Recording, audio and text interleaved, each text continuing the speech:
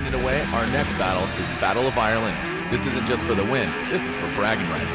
These guys are friends off track, but now, on track, no holds barred. James the Machine Dean, defending champion, going against his friend Dean Carnage Carney. Carnage Carney debuting a new engine at this track and for the season. These two drivers have so much driving experience together, they get pushed to the limit, so they go one more time. That's when literally and figuratively, everything starts to heat up.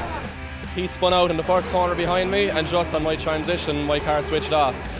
We think it was the nitrous, and we put in a hard but decent chase run. But it's going to be a fight. It's hard work, but we're trying our best. So we were going out there with everything we had a decently clean lead run. It wasn't perfect. I was a little bit late in turn 2, but it was enough for us to give us a slight advantage going into run 2.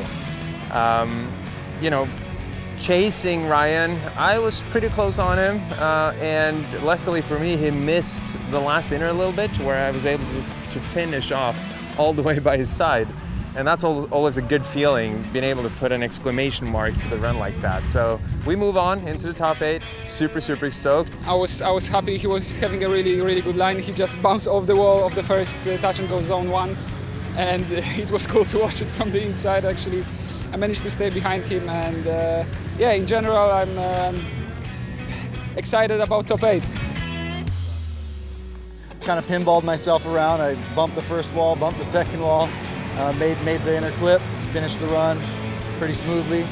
On the chase, I just knew I had to stick with him the best I could.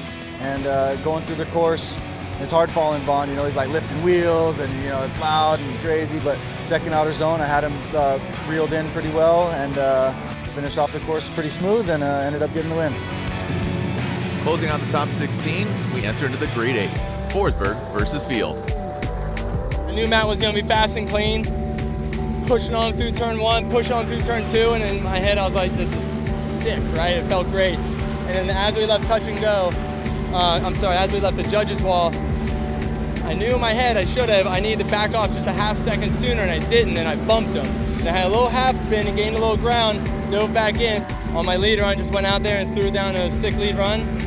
Matt washed out in the transfer into the bridge wall, straightened out, and he hit the tires. Got lucky.